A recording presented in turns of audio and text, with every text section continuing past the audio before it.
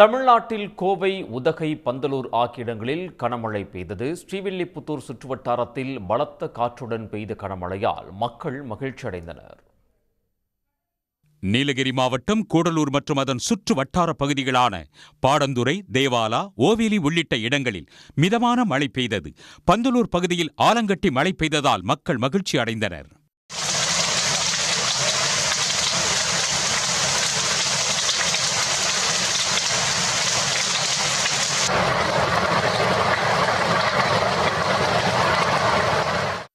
கோவையில் சிங்காநல்லூர், பீளமேடு, ராமநாதபுரம் உள்ளிட்ட பகுதிகளில் பலத்த காற்றுடன் கனமழை பெய்தது.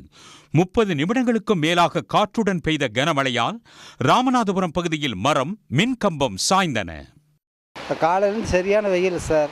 இப்போ சாயந்தரமே திடீர்னு மழை மோடம் போட்டு மழை வந்து வேரோட சாஞ்சு வந்துருச்சு சார். மழை தான் இப்போ கொஞ்சம் ஜாஸ்தி, ஒரு அரை மணி நேரம் மழை, நல்ல மழை பெஞ்சிருக்கு. விருதுநகர் மாவட்டம் ஸ்ரீவில்லிபுத்தூரில் சுமார் 1 மணி நேரம் பலத்த காற்றுடன் கனமழை கொட்டி தீர்த்தது.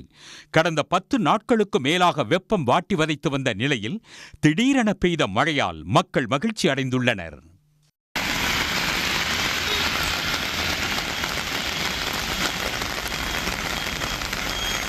காலையில் அவ்வளோ வெயில் அடிச்சிச்சு.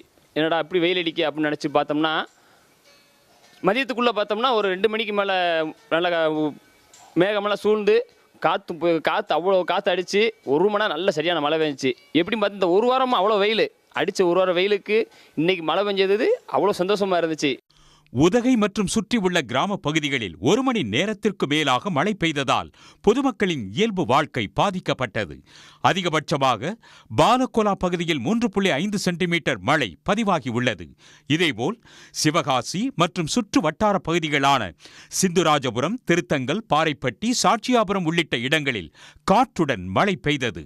உடனுக்குடன் செய்திகளை தெரிந்து கொள்ள சன் நியூஸ் பெல் ஐகானை கிளிக் பண்ணுங்க.